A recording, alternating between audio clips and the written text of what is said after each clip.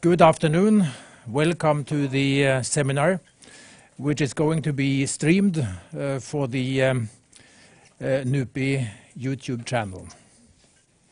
The topic is China's non-proliferation policy in relation to Iran and North Korea.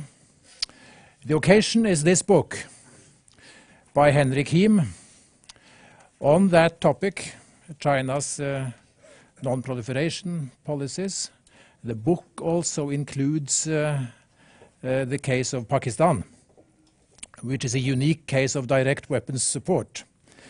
And if any one of you wants to make comments, side comments also on Pakistan, you will not be ruled out of order.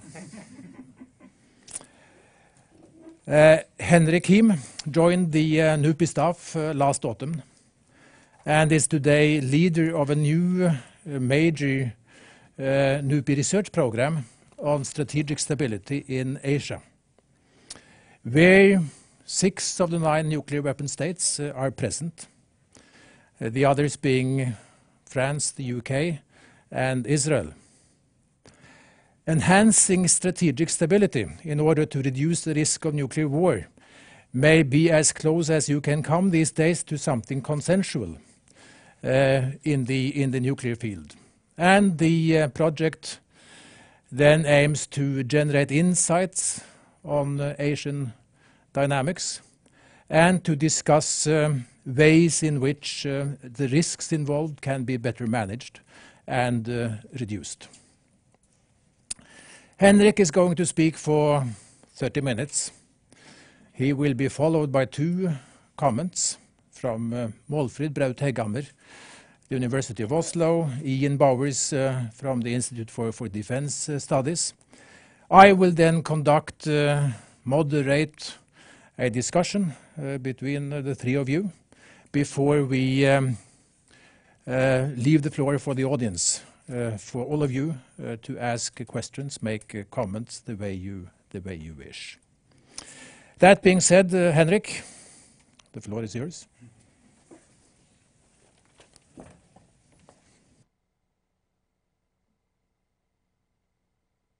Thank you.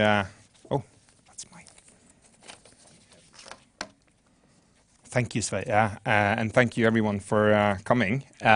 It's really a great honor to present this book in front of so many colleagues and friends. It's also, to be honest, a bit of a relief because this book has been in the making for quite some time. I'm really happy that it's finally out. I enjoyed writing it, but I'm also quite pleased that this whole process is over and that I can get on to move on to other new exciting projects, like our new project on strategic stability in Asia here at NUPI. The nuclear crisis in Iran and North Korea have not gotten any less contentious since I started this whole project. In fact, both of them are really at critical stages. In Iran, the US withdrawal from the Iran deal has created great uncertainty. With North Korea, things are seemingly a little bit more hopeful, with Presidents Kim and Trump reportedly planning a new summit in February. But despite the summits, there has been limited progress in terms of denuclearization, at least so far, and there is still a significant risk that the diplomatic process could collapse. China plays a crucial role in both of these issues. In North Korea, China is absolutely key. China has close ties to the regime and a major influence on the implementation of sanctions. With Iran, China's role is also very significant.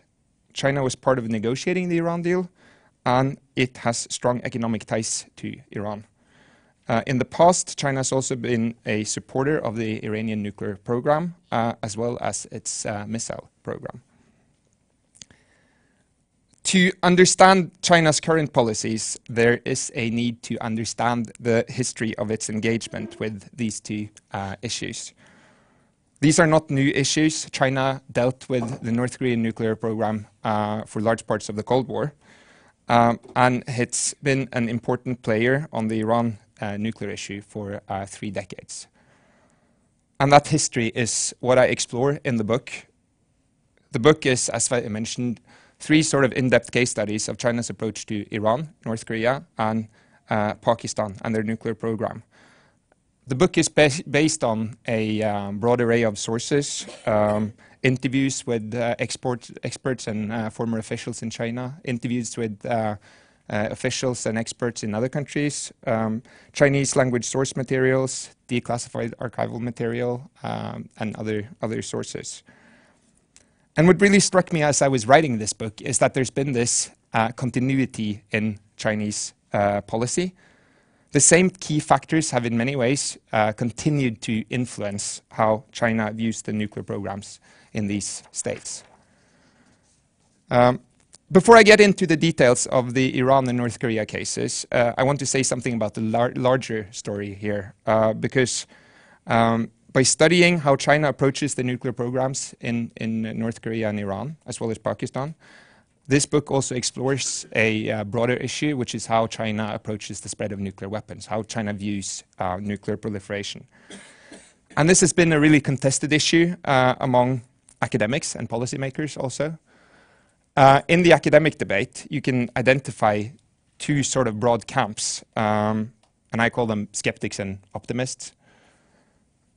The skeptics basically argue that China has had and largely continues to have a policy of basically helping rogue actors everywhere develop nuclear weapons. Among them, you have formerly sort of fringe voices, but now apparently an advisor for the Trump administration, Michael Pillsbury. But you also have more mainstream, if hawkish, academics, such as Aaron Friedberg, who used to be an advisor for Vice President Dick Cheney. I'm not going to spend a lot of time on these skeptics because I think they're basically wrong. Most importantly, they compare cases that are not really comparable, that are really different. It's true that China wanted to help Pakistan build nuclear weapons. It helped Pakistan for several decades. The same is not true about Iran, and it's definitely not the case about North Korea. Then you have the optimists, and their story is, at least at first glance, more convincing. But their story is relatively straightforward. Basically, they argue that China sort of gradually integrated into the non-proliferation regime, and that it eventually started to seeing preventing nuclear weapons as in its own interest. That it went from being a proliferator to seeing the spread of nuclear weapons basically as a threat to its security. Among these optimists, you have people like Michael Swain, who's a long-term China hand. You also have people like Evan Medeiros, who used to be a key China advisor to President Obama. But when I started to look more into it, it struck me that the optimist story is not fully convincing either.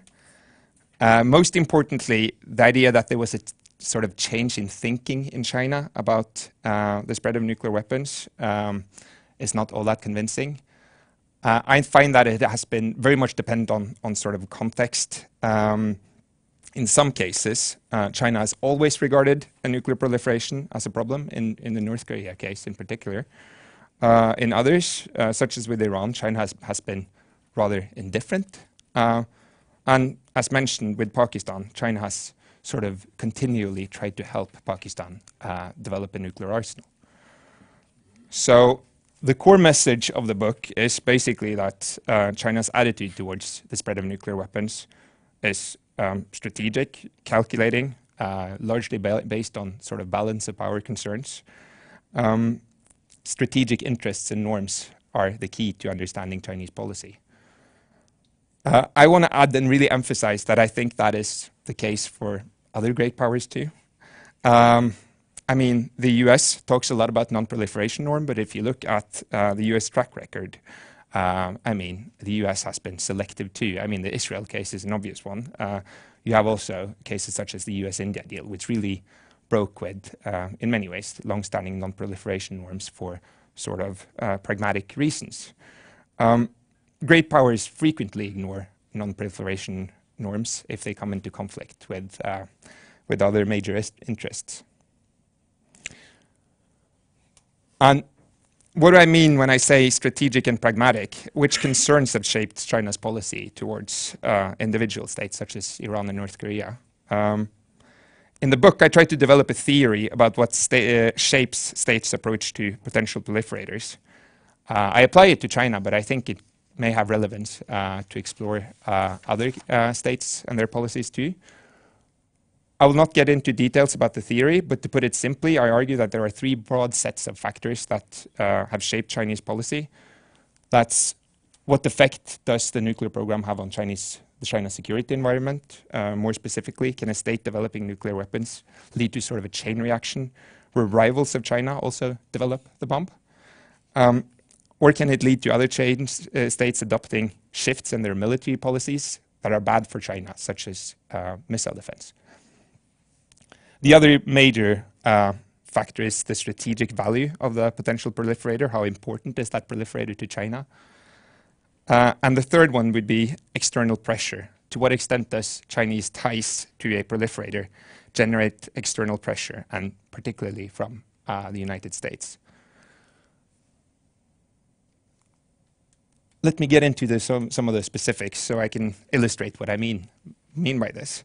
And let's start with North Korea. As mentioned, North Korea's nuclear weapons program is not a new problem for China at all.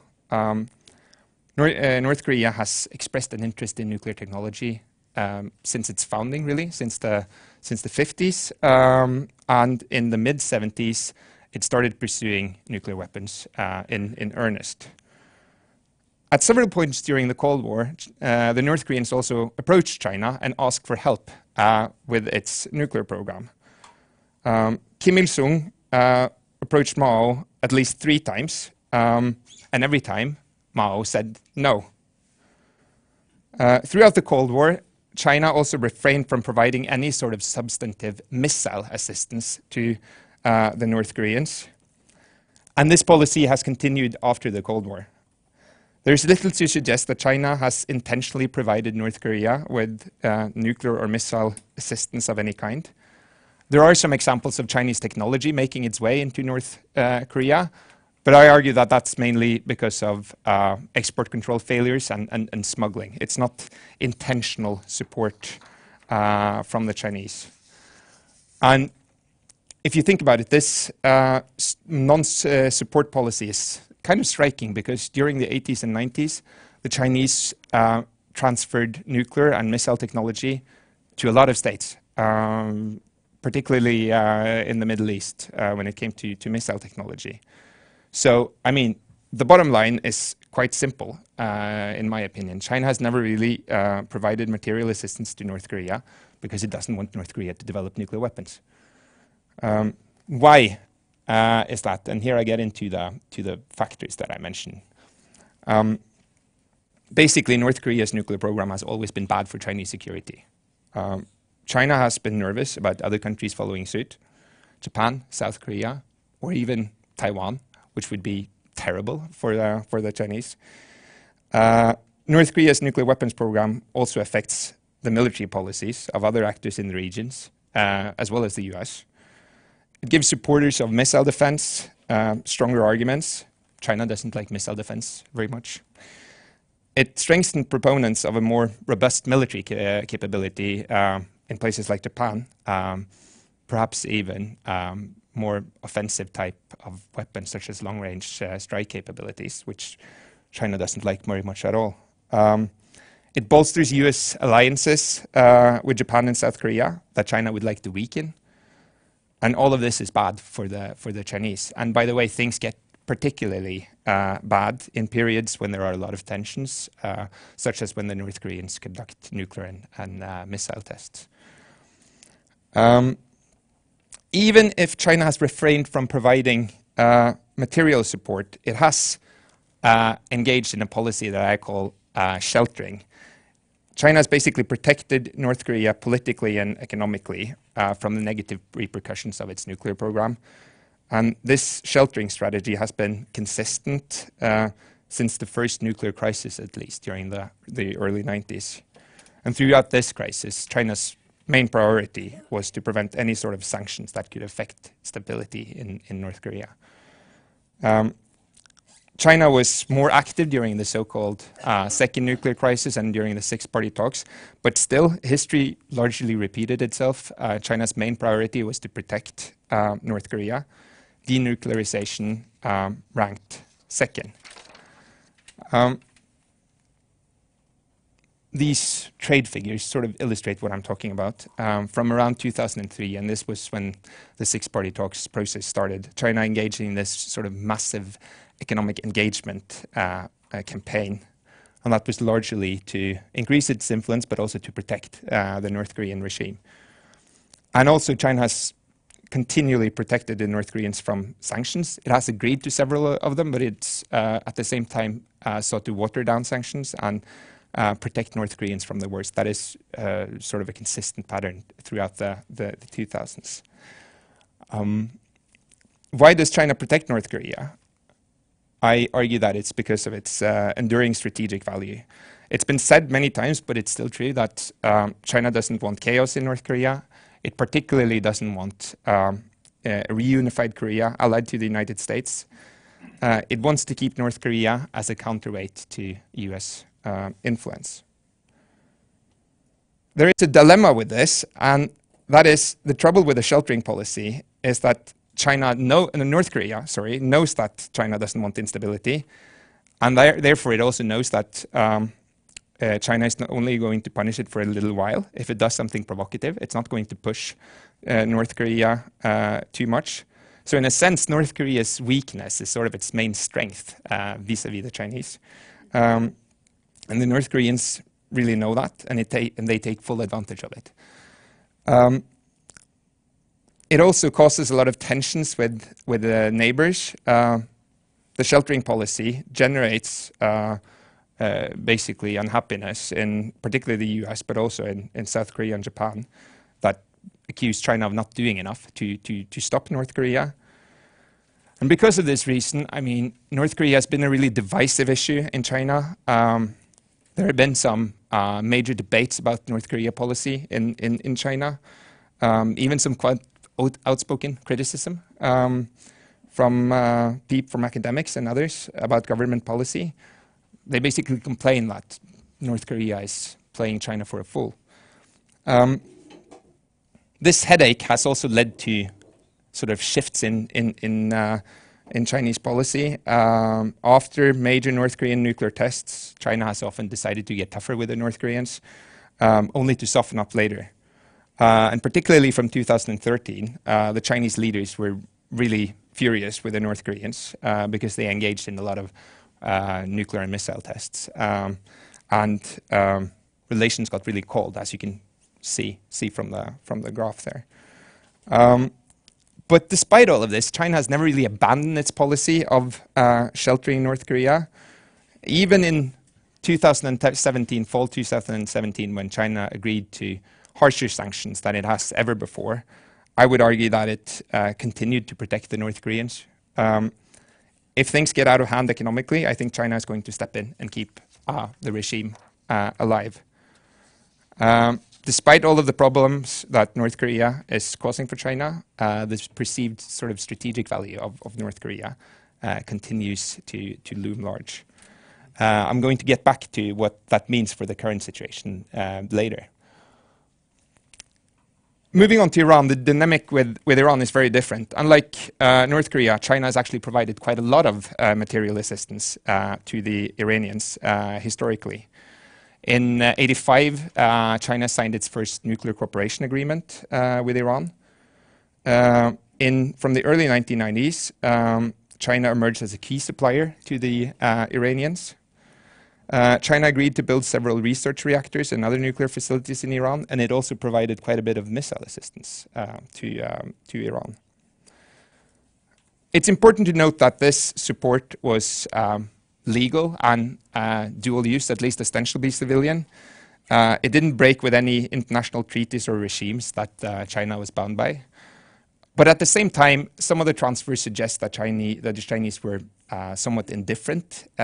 In particular, the Chinese transferred 1.8 tons of uranium products to the Iranians in 1991.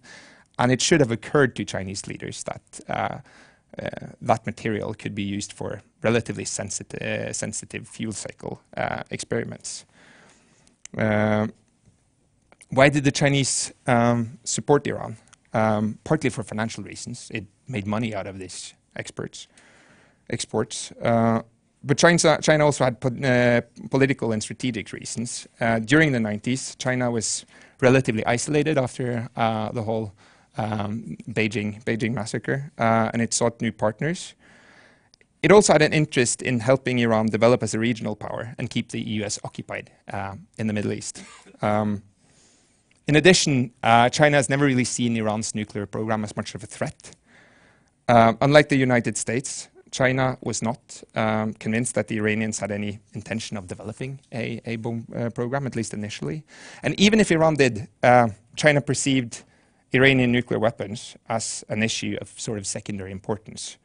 Iran is not an enemy of China, and it's quite far from China. Even if there was a chain reaction where other countries in the Middle East developed nuclear weapons, it wouldn't matter that much for China.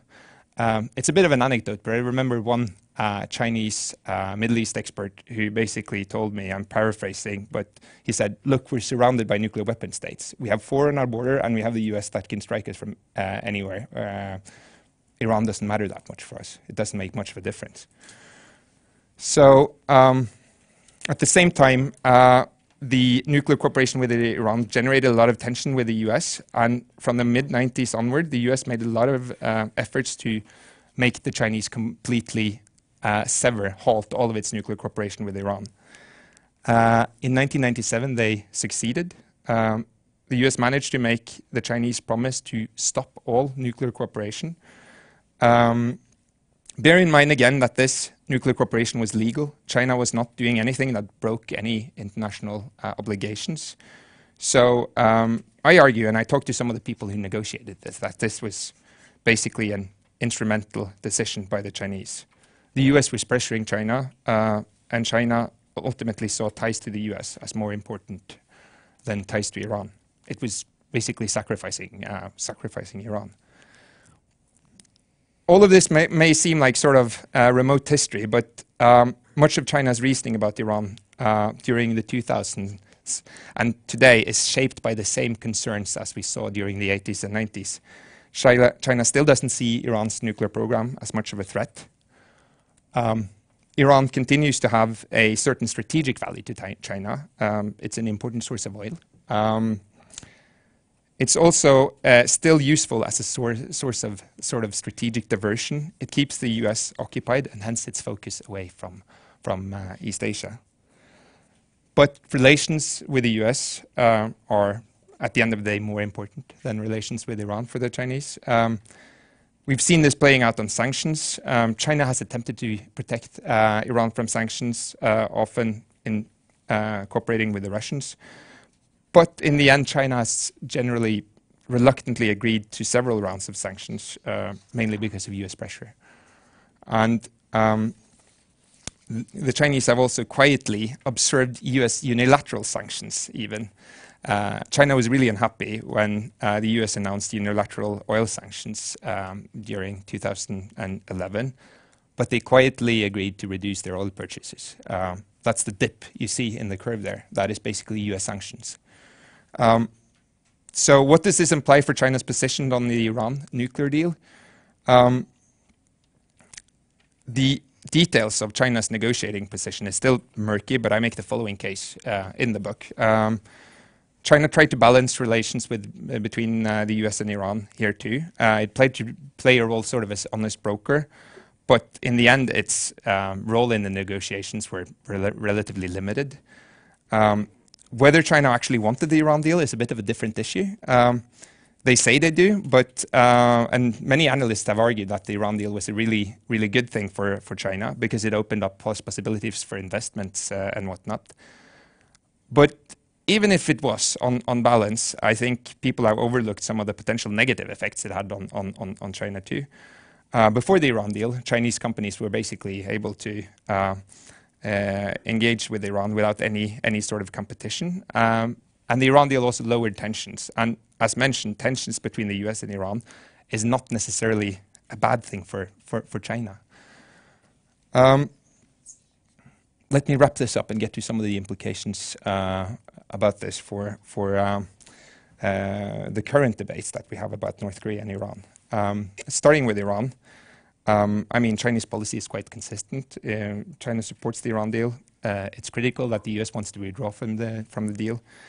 The Chinese haven't been all that vocal, though. They don't put all that much energy into trying to save and salvage the deal. They seem to leave that mainly to the Europeans. One may also suspect that it wouldn't necessarily be all bad for China if the deal really falters. Again, tensions with the US, between the US and Iran, could come at a time when things are really starting to heat up between China and the US and draw attention away. At least some Chinese companies are also benefiting from the current problems. For example, Total has, according to Iranian authorities, withdrawn from the South Pars gas projects, leaving that project to CNPC, Chinese oil behemoth. So the main issue currently is how China will approach the new US sanctions on oil purchases from Iran. When the Trump administration signaled last year that countries should reduce their purchases to zero, the Chinese really protested, along with other countries. And eventually, China and 7 other countries got a waiver to keep on purchasing Iranian oil. What happened after that is a little bit murky, though. The waiver reportedly caps Chinese purchases at 360,000 barrels a day, which is much less, almost half what it purchased before it got the waiver. If that is true, China will actually reduce its purchases from Iran quite significantly. And this sort of indicates that even though China pushed back on the zero demand, it is still perhaps not willing to fully confront the US when it comes to even unilateral sanctions. The waivers will have to be renewed in May. It will be exciting to see what happens. And a lot could depend on how the US-China relationship develops. If things get very nasty between the US and China, the Chinese may lose sort of all incentive to adhere to US unilateral sanctions and could perhaps protest more loudly. What about North Korea? As you know, the last couple of years has been a roller coaster, and in the last half of 2017, the situation looked really dire. It seemed like the US could even contemplate attacking North Korea, and everyone, including the Chinese, were really nervous about this. But then all of a sudden, things changed with Kim Jong-un's New Year's speech last year. Space opened up for diplomacy with several inter-Korean summits and also the Singapore summit. What does China think about all of this? I think the first reaction from the Chinese was fear of being left out of the process, and that North Korea could strike a deal with South Korea and the US, perhaps without taking Chinese interest into account. In many ways, Kim Jong-un managed to play China and the other great powers really well. After having been left out of the cold, in the cold for several years, Chinese leaders all of a sudden wanted to meet with him. And he's met Xi Jinping 3 times now. The Chinese can't ignore him anymore. Second, my sense is that the Chinese are not very hopeful about denuclearization. They realize that it's highly unlikely that North Korea will give up its capabilities. It may sacrifice some, but certainly not all of them. And by the way, they're in good company here. That was also the assessment, I don't know how many of you saw it, by US intelligence agencies yesterday. But at the same time, China can live with a nuclear North Korea. It doesn't like it, it doesn't prefer it. But from a Chinese point of view, a North Korea that sort of quietly holds on to its nuclear weapons is a much better option than a North Korea that creates a lot of tension, including by testing missiles and nuclear weapons. So a quiet nuclear North Korea is preferable to a noisy nuclear North Korea for China. So third then, I think similarly to the six-party talks, China much prefer to have a process going. It doesn't really matter, or it matters, but the most important thing is not whether this process actually leads to anything. The most important thing about a process is that it lowers tensions. To keep the North Koreans engaged, China is trying to reward them. It's, from what I understand, still complying with the UN Security Council sanctions, but it is trying to find other ways of rewarding North Korea for its willingness to negotiate, including by encouraging Chinese tourists to go to North Korea. China is also trying to get the US to agree to sanctions relief, even though it knows that it's unlikely to happen. So from a Chinese point of view, and I want to sort of finish up with this, an acceptable solution, if you want to call it that way, on the North Korea issue, could be that North Korea sort of formally or informally continues a moratorium on nuclear and long-range missile tests. Keeping North Korea stable and preventing an armed conflict is the most important thing. Sheltering remains the name of the game for the Chinese. And I'm going to stop there, and I look forward to questions and comments.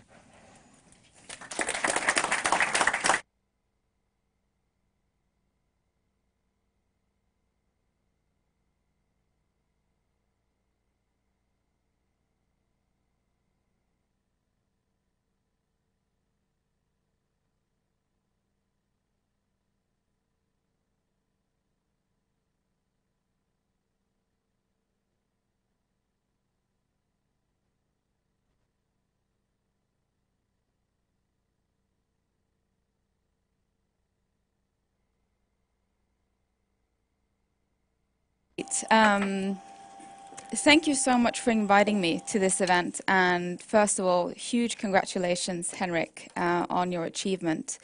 As you know, I've been a fan of you and this project for a long time, and I'm really, really excited to see it come together. And I want to stress from the outset that this is an important contribution to some of the policy debates that we're having about these important cases and challenges. It will also contribute to the academic debate about these questions. So thank you for your contributions, and I look forward to discussing your findings and conclusions in excellent company. I also want to stress how important it is that we learn more about other nuclear powers. There has been a tendency to study the United States in great detail, partly because it's more accessible, but as we see, there are now increasing question marks about the role that the US is going to play in the global nuclear order, and it certainly is a very opportune time to look more closely at nuclear powers such as China to understand their perspectives and their incentives today and in years to come. So my job here is to talk a little bit about Iran and the challenges that Iran is currently posing, and perhaps the perspectives that China and other countries have on these challenges.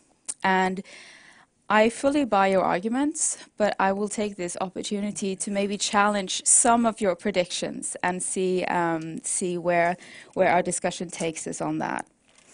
So I would actually argue that along the lines, the three dimensions that you discuss in your book, we're seeing important developments with the case of Iran in particular, and I do wonder if some of these developments might force China to sort of readjust their preferences and their strategies in how to handle the Iranian problem, so to speak, in years to come. The first dimension is strategic concerns and considerations. So you describe this observation that Iran is far from China. I'm not going to challenge that, but I would argue that since 2003, Iran has become an increasingly influential and important player in the Middle East, in geopolitical terms at least. So to the extent to which China cares about the Middle East and what happens there in the conflicts in the Middle East and in their near abroad, thinking now of Syria and Afghanistan, I think China will have to factor in Iran to an increasing extent, and for that reason, I would I would assume that it's important for China to have a hand on the wheel in terms of how the international community handles the Iranian nuclear crisis. In terms of proliferation risks associated with the Iranian situation, there are at least 2 points that we have to consider that I'm assuming Beijing is also busy thinking about. The first one is the question whether Iran will pursue nuclear weapons, and if so, what kind of timeline are we talking about? Recent assessments show that Iran is still complying with the JCPOA, but that Iran is developing missile capabilities and increasing their capabilities in a whole range of areas. We know that the likely timeline to a bomb is about a year, which has been extended as a result of the JCPOA. However, if the JCPOA falters, it's already struggling. If it falters further, which could happen, perhaps those constraints might also weaken or even go away. In Iran, everyone is looking to the elections in the US in 2020 to figure out how long this JCPOA, the Iran nuclear deal, can stay on life support. And in many cases, Iranians argue that it's, for all practical purposes, dead, and it's just a question of time. If Trump is re-elected, I think we are going to face a moment of truth with regards to the JCPOA, and I'd be curious what your thoughts are on how Beijing will position itself for that moment. The other point we have to think about when it comes to proliferation risks is the question of a cascade. I fully agree with your view that we're not likely to see a proliferation cascade, meaning many countries developing nuclear weapons in the current situation, and perhaps not even if Iran starts to take tangible steps towards a weapons capability.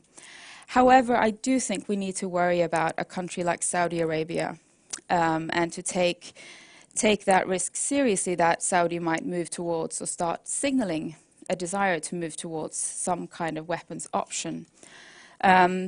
Israel also will clearly want to have a hand on the wheel if the JCPOA collapses and it suspects that Iran is taking steps towards nuclear weapons, which will bring further instability. The second point regarding external pressure options, here too I think we're seeing important changes.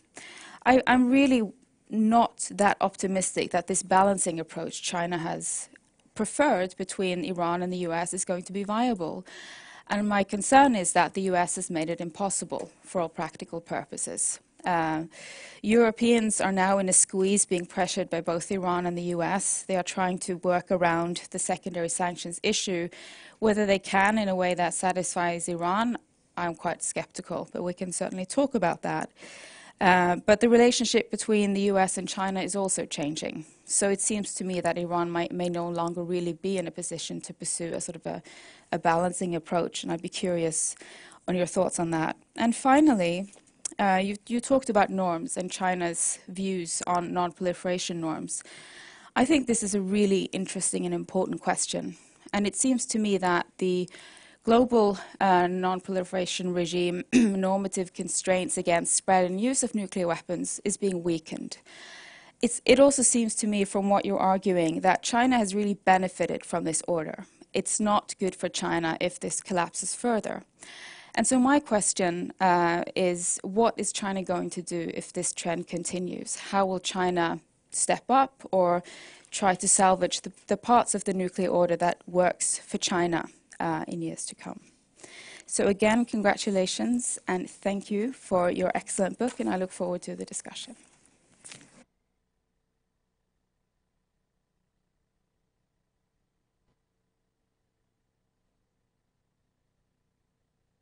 Thanks for inviting me, and I want to also extend my congratulations to Henrik for getting his book out. You should all buy it. I've read his work. It's excellent. It's not that expensive. So Henrik has asked me to talk about North Korea in 10 minutes, which, given what's happening at the moment, is pretty difficult.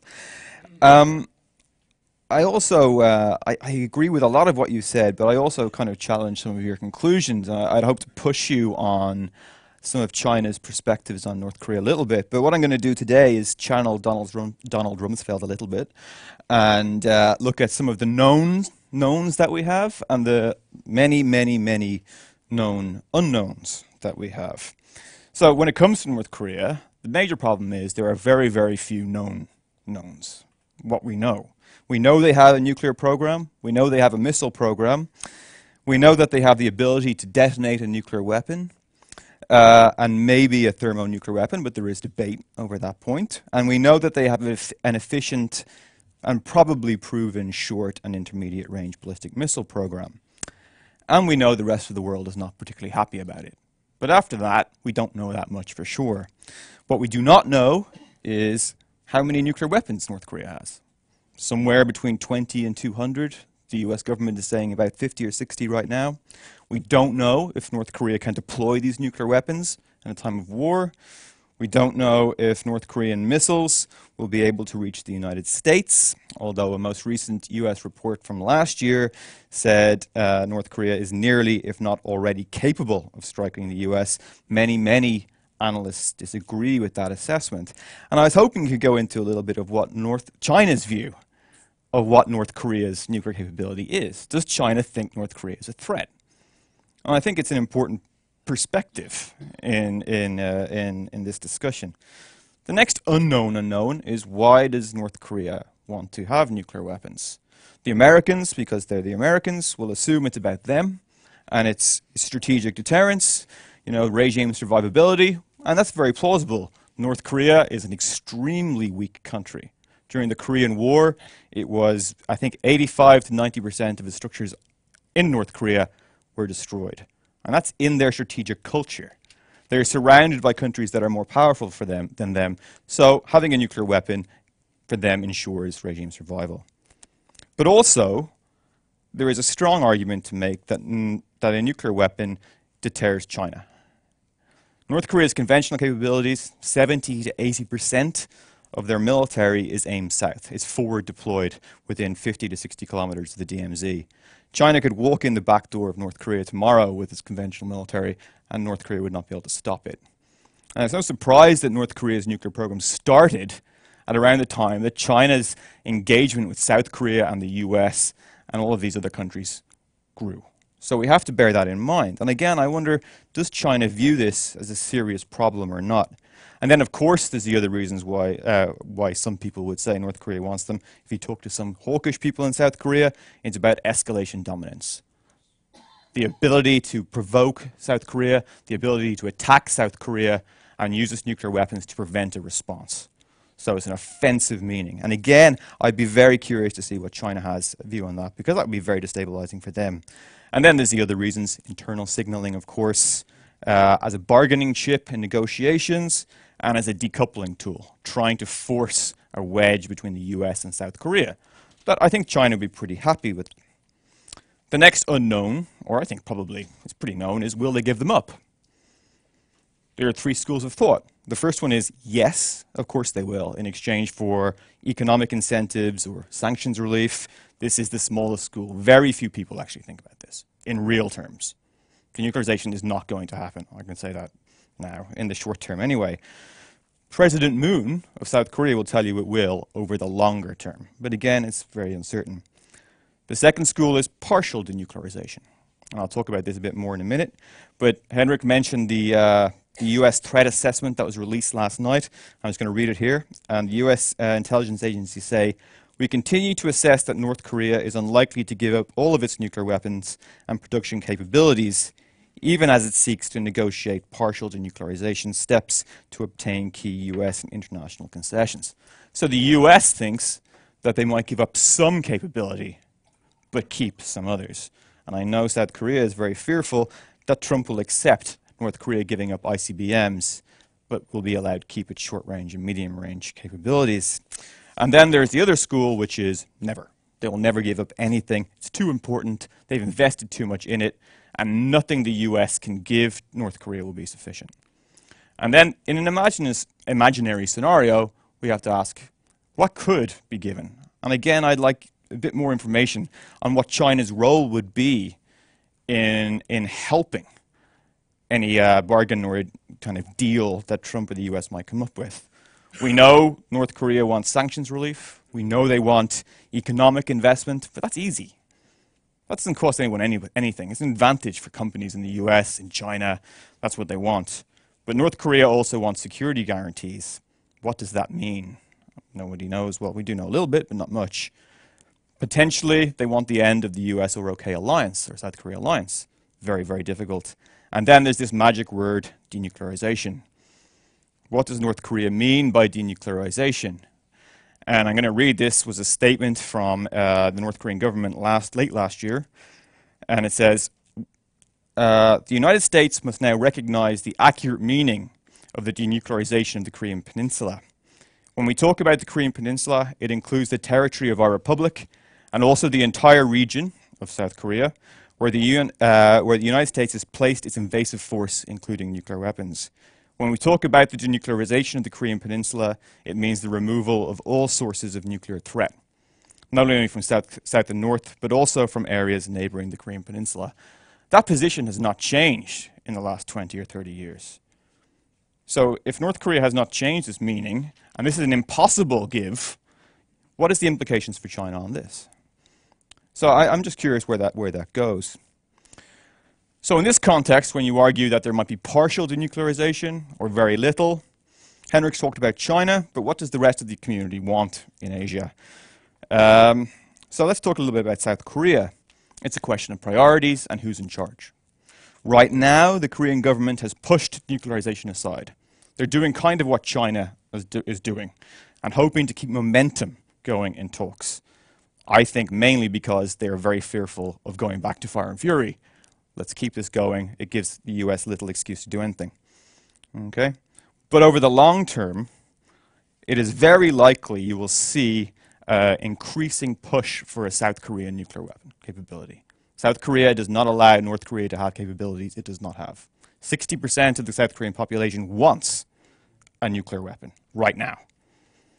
If that happens over the longer term, the push will be almost inevitable, I think. South Korea is also investing in its own missile defense system, which will be more extensive than anything Japan has at the moment. Japan is the other one. Abe is on the sidelines right now. He's trying to get in. He can't. But how much does Japan trust the US and South Korea? Not much. And if South Korea gets a nuclear weapon, the next stage is a North Korean nuclear weapon. So what I'm kind of asking you, Henrik, is that you argue that these are China's goals, right? But if you set out what you've set out about what China wants regarding denuclearization, what they'll accept, it seems like they've played this very badly, right? They failed in everything they've wanted. And even in your conclusion that they'll accept a limited nuclear weapon, my argument is it's almost inevitable that a limited North Korean nuclear weapon over the long term will result in much greater nuclear arms in the region, which will be bad for China. So I guess I'd like you at the very end just to kind of assess, you know, how you think China's played this. Because as far as I can see, using your really good criteria, they've done a pretty bad job. With that, I'm going to stop. Thanks.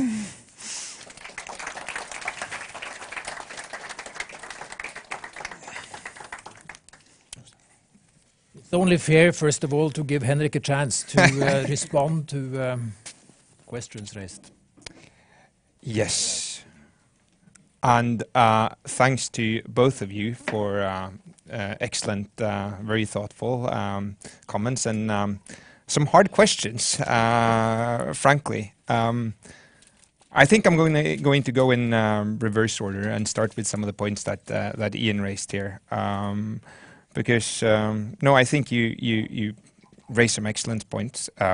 You could very well ask how successful have the Chinese been in their strategy. And I mean, my only answer is they played a bad hand as good as they could, perhaps. I mean, was there ever like a possibility of preventing North Korean nuclearization, a realistic policy response from the Chinese which could prevent nuclearization, which wouldn't have been terribly costly? I don't really see what that would have been. It's difficult to see what that could be. So they're perhaps making the best out of a bad situation. were there perhaps, I mean, still mistakes made along the way? Possibly. I mean, I think some Chinese now would argue that the 3 or rather more like 4 or 5 year freeze that happened from 2013 and onward could be seen perhaps as a policy failure. I mean, the North Koreans engaged in a massive testing program. The Chinese tried pushing them, tried isolating them. It didn't really work at all. Even there, of course, you can ask, you know, was this something the North Koreans just did because they wanted to sprint towards a nuclear capability? And was it inevitable in that sense? Perhaps.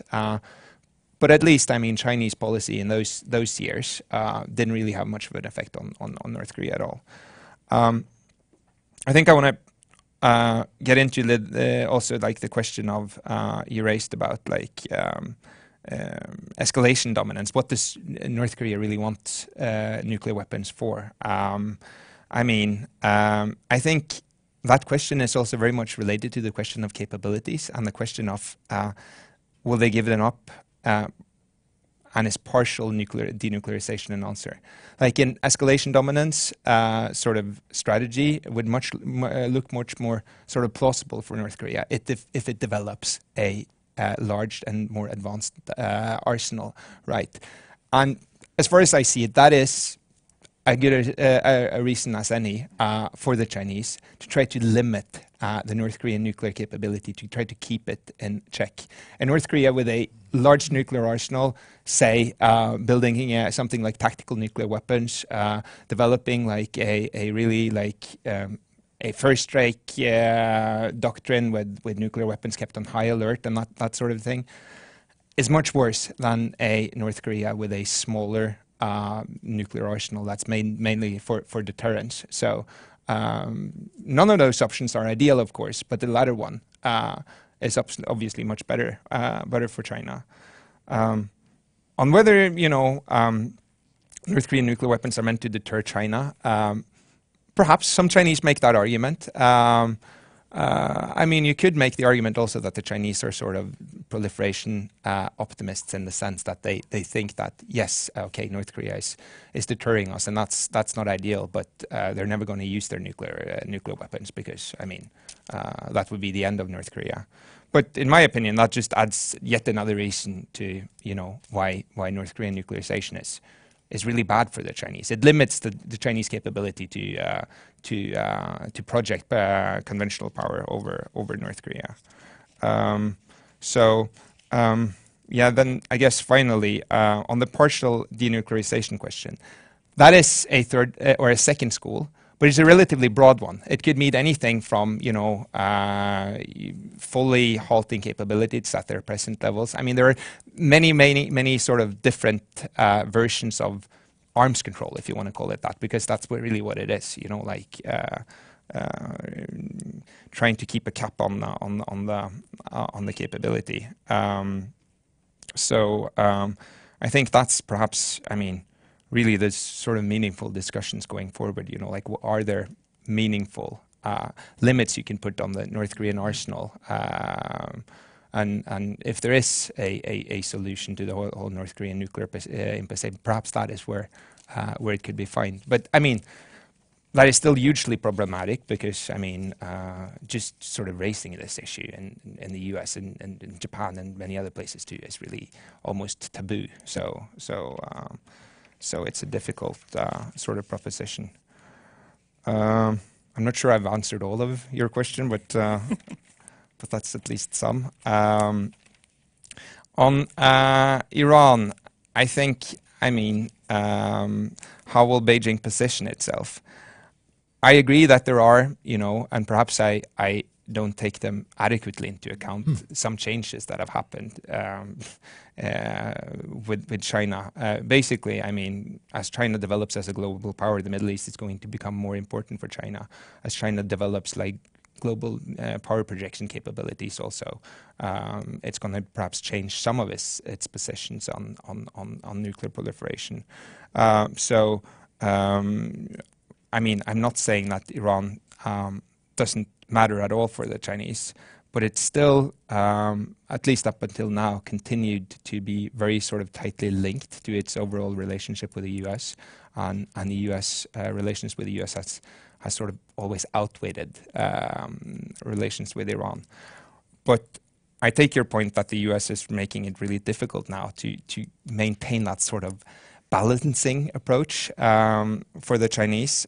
And again, that's why I mentioned the sort of the May date for new waivers. If the US is pushing really hard at that time on China to basically cut off all oil purchases from Iran, that is going to be difficult. The Chinese are going to push back really hard on that, most likely. Normative constraints. Yes, the Chinese have in many ways benefited from the current nuclear order, and in a way you can see proliferation as something that they have already done. You know, like with the Pakistan case was a very unique case. So I don't think the Chinese are going to in any way try to challenge the non-proliferation treaty. That's not what I'm getting at all. In fact, these policies that I sort of described with Iran also, China has always sort of kept within at least the letter of the non-proliferation treaty. So I think it's both going to keep on, sort of portraying itself, but also act as a protector of the non-proliferation regime. But that doesn't necessarily mean that, if there is a conflict between norms and interest, I still see China as this sort of very pragmatic power. It's difficult to envision what that sort of challenge would be at the moment, but yeah, I think they're going to, keep within the regime, not try to challenge it in any way, but that they're really, like socialized into it and trying to uphold norms. I'm a little bit more skeptical on that front. I think I'm going to... Thank you very much, all three of you. I would like to move from recent history into near-term future. You have already been doing so to some extent. Starting with Iran, very much of the discussion about China and Iran depends on the future of the JCPOA, the nuclear deal with Iran. And my first question to you is, starting at the Iranian end, the United States has withdrawn from the agreement, yet Iran stays in. To the surprise of some observers. So what do you think accounts for the fact that Iran is still in the agreement, observing the provisions? And what do you expect in the near-term future? What will be the Iranian position on this agreement a few months hence? Me. You. Okay. So I think staying within the JCPOA is a fantastic move on the part of the Iranians, because it enables them to point fingers at the US and say they withdrew, we are clearly in compliance, as the IAEA and the US intelligence community now confirms. So they are the violators here, and we are complying and we're paying the price. So I think it gives them the perfect position to both point fingers at the US at a time where that has a lot of resonance in the international community. It buys time for them. They are developing missile capabilities and other capabilities. So I think it's a really smart move on their part. And of course, they're also increasingly signaling that this can only go on for so long. So get ready to either convince us to stay in by giving us more than you're giving us now, in the case of the Europeans, or get ready for something to go badly, for the situation to deteriorate. In terms of the timeline, my impression is that the timeline is really connected to the US elections. So whether Trump is re-elected or not is going to have, a really large bearing on this. And if he is re-elected, then it really is, I have no idea how long the Iranians may stay within, but I think it's in their interest to stay within and be in compliance, or at least appear to be in compliance, for as long as possible, because the moment they exit, the Israelis and others may then feel compelled to make certain moves. I very much agree with you. First of all, as you said, as long as Iran stays in, all the rest will stay in too, with a couple of exceptions.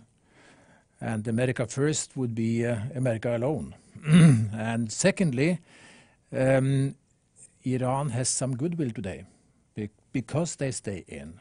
And that makes it possible to have some economic cooperation after all with a number of other states. And if they walked out of the agreement, they would no longer have the goodwill and no longer have the same economic possibilities. But the third factor, which I see as very important in this, has to do with the threat of war. Of course, by staying in, Iran makes it more difficult for the United States and Israel to legitimize the use of force against the country. And turning to China, I think that is important for China too, because China today is not China, say, by 2013. Do you have something to add on this? Well, on the threat of war, and I actually discussed that in my book. There was this, in 2012, there was this great fear that Israel, perhaps in tandem with the Americans, would attack Iran. And the Americans were actually trying to use this as sort of leverage vis-a-vis the Chinese. They were saying, like, look, if you're not coming on board with sanctions, if you're not doing more to sort of punish Iran, there is a greater risk that there will be an armed conflict. Jeffrey Bader was conveying this message to the Chinese. I don't think it was very effective, both because at that point the Chinese saw it as sort of a bluff. They didn't really buy the risk of a war at the time. They didn't see it as that likely. And also because they said, like, look, this is not going to depend on us anyway. We're not, this is not decided by us. And by the way, if there is an armed conflict, we would clearly lose from it. It would be a tremendous, risk for investments that we have made in Iran and everything. But others are going to suffer from that too. And at that point, at least, the Chinese hadn't really invested that. They were getting most of their oil out of equity oil. So there wasn't that much of in terms of direct investment in Iran. There is more now. An armed conflict over Iran would definitely be a risk for the Chinese. But I still think it's not that credible, used as a sort of source of leverage with the Chinese. If someone tries that again. But it would be a major disruption. Yes. I submit. Because of the Belt and Road Initiative, yes. For instance, only that. China is investing all over the Middle East, including in Syria, in Israel, much in Egypt, etc., etc. And the majority of Chinese commodities to Africa and Europe passes via the Emirates. The Emirates, because they have modern airfields, they have modern ports, a good banking system, and China has elaborated on that. Now, if there was a war with Iran, and that is to say a major war in the region, then that would be a much greater disruption for China than only 5 years ago. On North Korea. The first question I would like to ask of you is the following. For a long period of time, for many, many years, China's relations with North Korea were frosty. Chinese intelligence on North Korea was poor, and the Chinese willingly talked about that. We don't know much about what is happening in North Korea. At the turn of this century, in the beginning of this century, the North Koreans even indicated that in case Korea would be reunified, some American soldiers might still stay there. Maybe a plus for North Korea feeling uncomfortable in its relations with the huge neighbor. For the first 6 years after Kim took the reins in North Korea, Kim had no meetings with the Chinese leadership. And then we have seen not 3 but 4 meetings between Kim and Xi. 3 in 2018 and 1 right now. So my question is, you talk about sheltering and engagement in order to provide minimum protection for North Korea. Let the state continue to exist. But is that engagement policy now about to become a substantial partnership? How should we characterize it by today? I think this depends on which country you look at this from. So if you look at some of the more intelligent American analysis of what North Korea is doing with China, they are indicating to the US that they don't need the US in these negotiations, that China is willing to step up. So, you know, we don't need you here. China will shelter us. And this engagement with them is this kind of strategic maneuver to kind of show the U.S. that we have an important partner too, that will shelter us if necessary. I think China is also looking at North Korea and saying, well, you know, if things go relatively okay, there is a huge amount of investment and raw material opportunity here. And if you look at WikiLeaks, and you go back to 2000 and well, I can't remember when it was, but there was a discussion that was in WikiLeaks, and it talked about how China was like, well, we don't really mind if there's unification under South Korea once we get the contracts to rebuild North Korea. You know, that was the discussion, you know, and it's an interesting one. Is it going towards partnership? I think it's convenient partnership. You know, if it suits them. North Korea will never trust China, ever. Right? And China will never trust North Korea, I think. But there is convenience, strategic convenience there over the short term, and economic convenience over the long term if they can work it out. Right. No, I agree fully. I think, I mean, and that has always been the case. Yeah. Throughout the Cold War, that was also the case. There's never been North Korean trust of China, the Soviet Union, or anyone else for that matter. So, I mean, the current sort of rapprochement or defrosting of the relationship is, at least from the Chinese side, driven almost entirely by this fear of being left out and wish to be, you know, at the center of this process. So again, I mean, I think Kim played this quite cleverly. I mean, he met with Chinese leaders right before the Singapore summit in order to sort of brief them, tell them that they would take Chinese interest into consideration. I mean, he even flew there on a Chinese plane. I mean, he sent all sorts of signals to the Chinese that, look, we're not forgetting about you. And that sort of maneuvering has worked out so far, at least pretty well for them. Whether it's sustainable depends entirely on what will happen, you know, with the diplomatic process. But I think it's at least extremely unlikely that you will see, you know, maximum pressure, if there ever was such a thing, is absolutely out the window. The Chinese are not going to return to, you know, putting really harsh pressure on North Korea. That's unlikely at the moment, unless the North Koreans do something very, very silly, to be honest. I think just on how well they've played it, it's interesting that Kim Jong-un removed China's 2 major links to North Korea, which when he has his uncle executed, and he had assassinated his brother. Yeah. And once he got rid of those 2 people, China's access to the North Korean elite was basically removed, from what we understand. Yeah. So, you know, it wasn't particularly pleasant, but it was a very you know, Machiavellian way of looking at international relations, I suppose.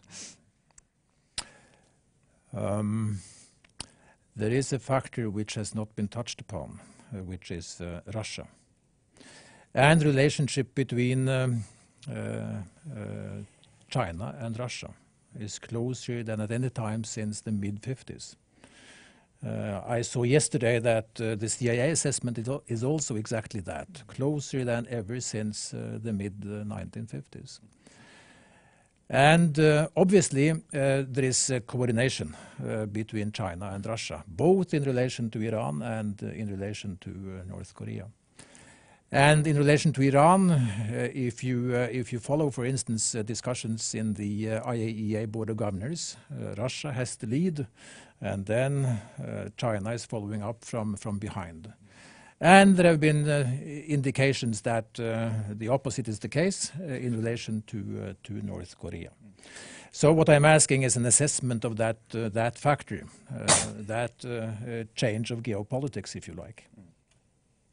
Well, I think there's been this division of labor for the last couple of years in the Security Council also. In addition to Iran, you would see it on Syria, where the two would vote together on Syria, and that is very much, you know, the Chinese sort of helping the Russians out. That's at least a significant factor in it. And then in return, you have you know, coordination on the North Korean issue between China and Russia too. So I mean, this coordination is I mean, also pretty pragmatic. It seems to me very I mean, sort of driven by it's a bit of an exchange, really. Not necessarily the result of any sort of deep trust or anything, but there is a pragmatic rationale. I mean, the Russian influence on the North Korea issue never has been and still isn't that substantial. They were always complaining during the six-party talks that they were sort of the odd man out, the one everyone ignored during the negotiations. And I think that's largely the case still. But they can, you know, give China sort of diplomatic coverage in the North Korea situation, which is useful and helpful. Can I comment on that Yes. as well? So I think that there are certain areas that, you know, countries and issue areas where there is an overlap of interest between the two countries, China and Russia. But I also think that there's an important difference between the two, and that is that Russia is still arguably a regional power with global aspirations. China is a global power, effectively, who has a stronger stake in the existing rules of the game and international treaties and so on, whereas Russia appears to benefit more from disruption, is a classical chaos muppet. If you know the distinction between order muppets and chaos muppets, I think that's a difference, suggesting that there may be strategic overlap, but there are also important differences. Russia's relations with Iran and China's in the past were interactional. Russia tried to get concessions from the West by being more cooperative in Iran. And you have been talking about China very much in the same sense. I submit that this is no longer the case because Russia has nothing to gain from the West for the time being. It cannot play the Iranian card. Such is the state of affairs in Russia-West relations. And for China, I fail to see that China can act in the way it used to do in relation to the United States when it comes to Iran. So I think that is out. We are on different terms today. I have been looking at my watch. Time is fast passing. Thank you so far. I leave the floor to the audience for questions. Please. Yes, thank you very much. Can you tell your name? My name is Susan. Thank you. My name is Susan Raksh. I'm a sociologist, and my area is Middle East. And I'm originally from Iran. My question is to both of you that you said it's very smart from the regime of Iran that is staying in the agreement regarding nuclear project. But I don't know how much you followed. Last week, some European representatives were in Iran, and the meeting was not very well, was not very successful. And after that, the supreme leader talked about going out of the agreement, because they are not, don't have very much hope that European will support them, will go against Trump. And my question is, what's going to happen if they go with that and go out of the agreement? And you talked about the possibility of war in the Middle East. Have we any other possibilities? For example, they try to change the regime like what they did in Iraq. And if they do that, I will ask what's the role of China and Russia in this situation? Thank you. Walfrid. Sure. Thank you for your important questions. I think that part of Iran's approach here is to put pressure on the Europeans, and I certainly think they're very good at doing that. They're very good at diplomacy and negotiations in general. They run circles around many of their counterparts. So I think what we're seeing is partly a reflection of that. It's partly also a reflection of where we are in terms of the secondary sanctions issue that is making it difficult for Europe and other countries to trade with Iran because of the way the international economic system, banking, etc., is constructed around the US in many ways. So I think it's partly a reflection of where we are and a reflection of Iran and the US both putting pressure on the Europeans. I stand by my assessment that unless something dramatic happens, Iran is likely to remain within until 2020. Dramatic things can happen, but unless we see something very dramatic, that's my prediction. And I note that there are many concerns about echoes from 2003 lead up to war with Iraq in some of Bolton's argumentation about the Iranian situation. I do think, though, that there is much less resonance for that kind of approach today than back in 2003. For example, many of you probably remember this big cache of documents that were taken from Iran and sort of displayed to the world and presented as, reasons to worry about Iran's nuclear capabilities. But that was mainly evidence to say that, thank goodness the JCPOA happened, because we were in serious problems before. And I think that if anything, it sort of demonstrated that we are not seeing activities along those lines today. So I think they're struggling to really get a lot of support for the kind of war rhetoric. But I'm curious what you make of this. Well, I think I'm just going to add that the Chinese wouldn't want to have any of it. Regime change is a really bad word in China. It's something they're not particularly fond of.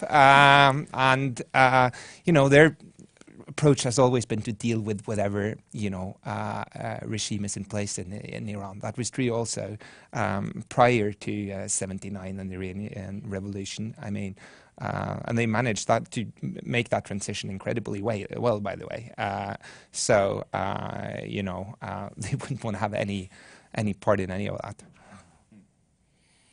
What can take Iran out of the agreement would be a change of constellations in Iran, and the consequence of that, I think, and we think, obviously, detrimental to Iran. But for the conservatives and the Revolutionary Guard in Iran, that might look different. So there is no guarantee. Things could shift in that country, and Iran might then leave the agreement. So far, until this day, I think there has been a modus vivendi and an agreement between the supreme leader and the president that Iran is best served by staying in the agreement. In Washington, obviously, the regime change people are in charge. And the first part of the strategy is sanctions. Maybe sanctions can do the trick. I fail to see that that is working. And I fail to see that sanctions will have any decisive impact on Iran in the region either. Because history shows that Iran's projection of power throughout the region does not depend so much on the ups and downs of the Iranian economy.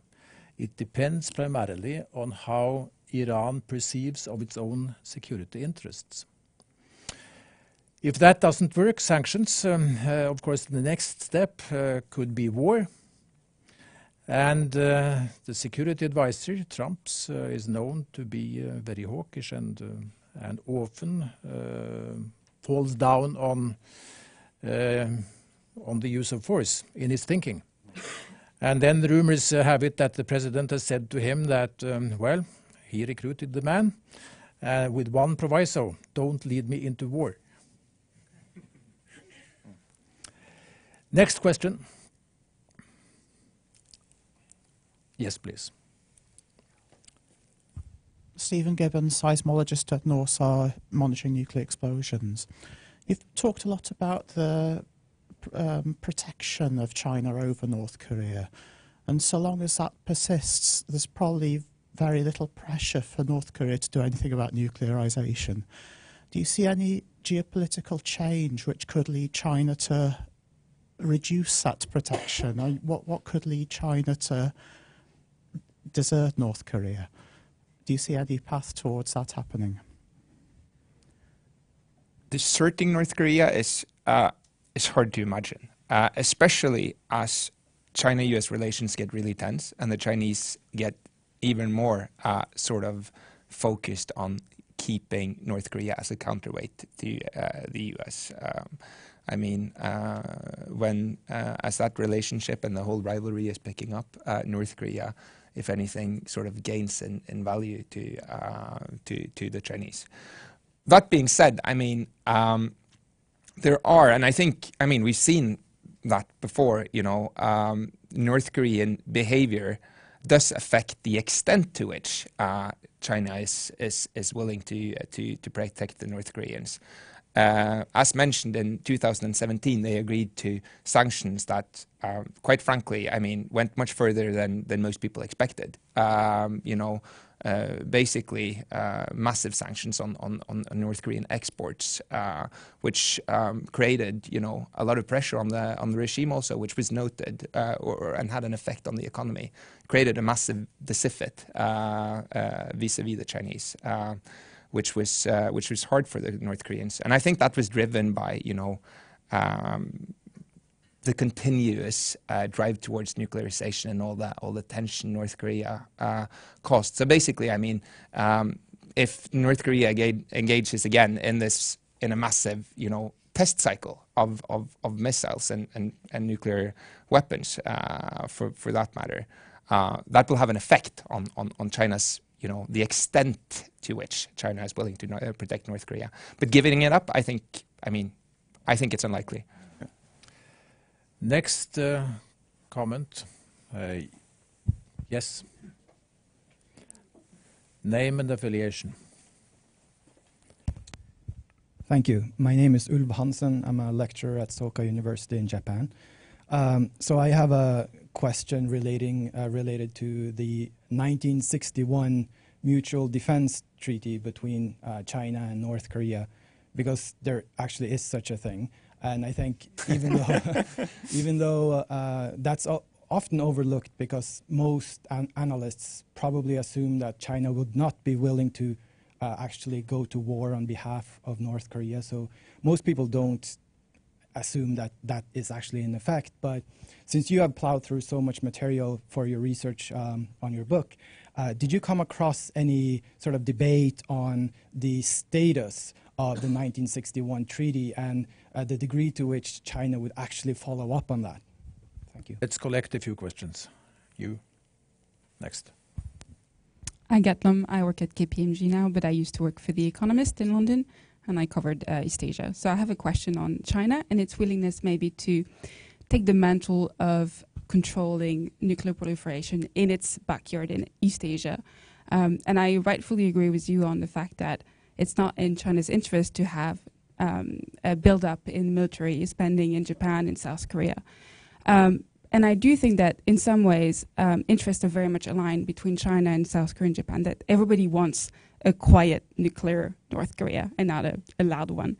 So considering that, what can China do to make sure that the quiet North Korea remains that way? and to make sure that probably the adherence to a partial denuclearization would be more broadly accepted in the region, and maybe discounting the US, and in a way maybe pushing forward the decoupling in the region between South Korea in particular, less though in Japan, but South Korea in particular with the US. Do I see more hands up? Henrik, both of the questions were to you. With the last one, I think that's an excellent question, and I think the main thing China could do is basically to reward North Korea, and that's what they're trying to do at the moment also. I mean, the North Koreans are unhappy that there isn't any sanctions relief. They're pushing for sanctions relief from the US. That's what they really want, and they're sort of the step-by-step approach that they're envisioning. And the signals have been very, very negative so far. So, I mean, the main thing the Chinese could do would be to prevent North Korea. It also struck me that I think one thing we haven't talked about is that one reason, perhaps, that North Korea is willing to stay a bit more quiet now is that it's reached these important milestones in its nuclear program. I mean, it's demonstrated capabilities. We don't know, as back to the unknowns, I mean, we don't know, exactly how far they have gotten, but there is reason to assume, at least, that they have a regional capability, that they're able to develop nuclear weapons regionally, and that they're in a position now where they can start to produce perhaps weapons also. And by the way, that's what they said that they're going to do, which perhaps gives them some comfort in their sort of ability to deter and a reason to stay quiet, at least for a period of time. Whether it will last is a different question, but I think it's a fruitful way to sort of interpret North Korean actions for the last couple of years. This sprint towards, reaching a few milestones, and then, negotiating. On the 61 treaty, I have come across, actually, I've talked to Chinese analysts about this. There's been debate about the 61 treaty. Even among most Chinese, the assumptions is that is pretty much a, dead letter treaty still. That being said, I think the question of Chinese entrance, or what China would do in any sort of conflict scenario, it wouldn't really be based on the treaty as such. It would be based on the circumstances. That is some of the challenges that they're facing. In terms of what to signal, they don't want to embolden North Korea by saying, like, look, we have your back. Whatever you do, we're going to come to your rescue. That's something that's not in their interest at all. But at the same time, they want to try to deter an intervention by the outside by leaving a possibility for, like, look, if you go after North Korea, if you try to attack the regime, there is a possibility that. Yeah, I think on both these questions, on the second point, I think you have all alliances. The superior power never kind of guarantees involvement. It's always conditional. NATO Article 5 is conditional. The mutual defense treaty between South Korea and the United States is extremely conditional. That's why South Korea likes having US troops. So I think, China's never going to give that guarantee because they worry what North Korea would do, frankly. And then the second point about China and Japan and China and South Korea, and it would be in China's interest to dampen down. Well, what will be interesting to see is if North Korea denuclearizes, what excuse Japan is going to use to keep on building its military capabilities, because it's not going to stop, because they're actually not really aimed at North Korea at all, they're aimed at China. And it's the same in South Korea. We have these peace overtures from Moon, but at the same time, he's giving more money to the South Korean military than ever before. And they're already talking about, and I've talked about this for years actually, a future kind of defense plan, which is not to do with North Korea, it's to do with other threats. And who are the other threats? It's China. So, China, even if North Korea goes away tomorrow, you have two of the most advanced militaries in the world going, okay, let's fully focus on China now. So, they're in a difficult spot with this. Let me see if we can end on an optimistic note. Nope. Courageous effort. You said, Henrik, in your presentation that if there's calm and quiet in the north, no more testing, a firm moratorium, then the Chinese could live very well with that. But the United States would not live very well with that. And not North Korea either, because there would be no sanctions relief if it doesn't come to more. And North Korea has indicated in advance of this forthcoming summit that it might shut down the entire Yongbyon activity. And that covers the plutonium program. It affects the uranium program. There is a reprocessing plant there. The production of tritium would come to a halt, and so on. This is a fairly big proposition, even if it were to mean only disablement and not elimination of the facilities. And Donald Trump and Kim Jong-un have developed. They have a high stakes, high personal stakes, in what they have set in motion. We know that in the case of Trump, he has players in his staff who are not necessarily with him in this, thinking differently from the president. And it would be a big surprise, I think, if the same was not the case in North Korea, and we know that from history. When there is a major change of policy, then there are also those who oppose that change, such as Nikolai Podgorny in 1972, when the Soviet Union and the United States entered the first major arms control agreements. And therefore, Trump said on one occasion in reference to Kim, we are going to prove that together, he said, we are going to prove that the others are wrong. So isn't there some, dynamics, inbuilt momentum about to take place in this process? Are we not entitled to expect more? Let's hope so. But I agree that the Yongbyon issue would actually be a major one and a much more substantial one than what North Korea has sort of given so far. There's slightly different interpretation of this, but the moratorium on nuclear testing and long-range missile tests is meaningful. It puts a cap on North Korea's capabilities, but it's obviously completely reversible.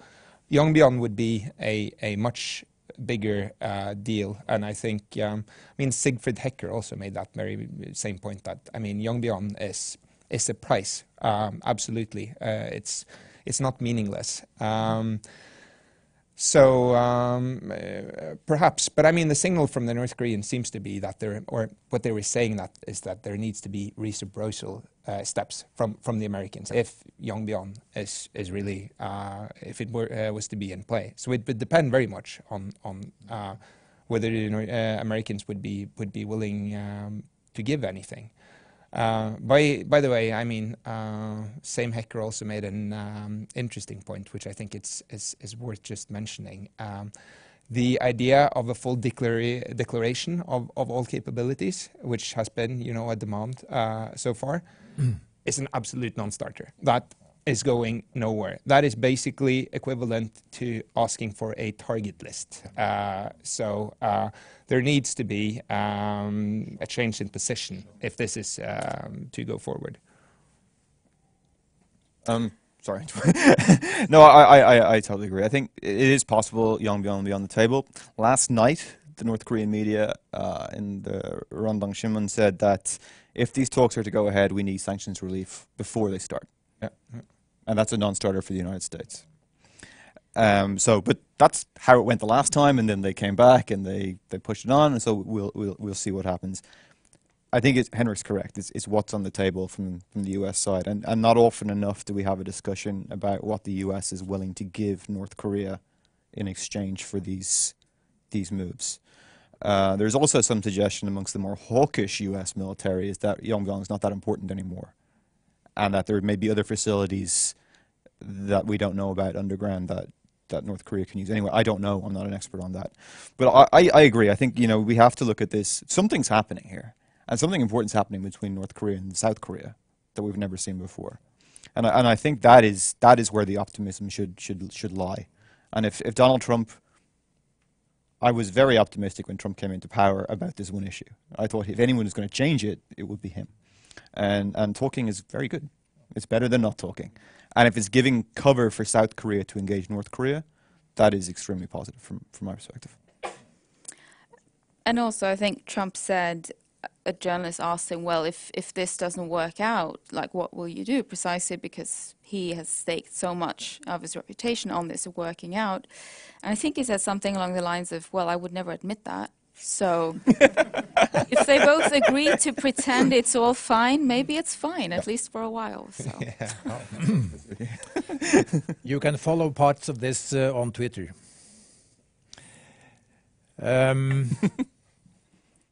That, I think, brings us to the end. Thank you very much for your comments. Thank you for your questions. And have a nice evening. The meeting is adjourned.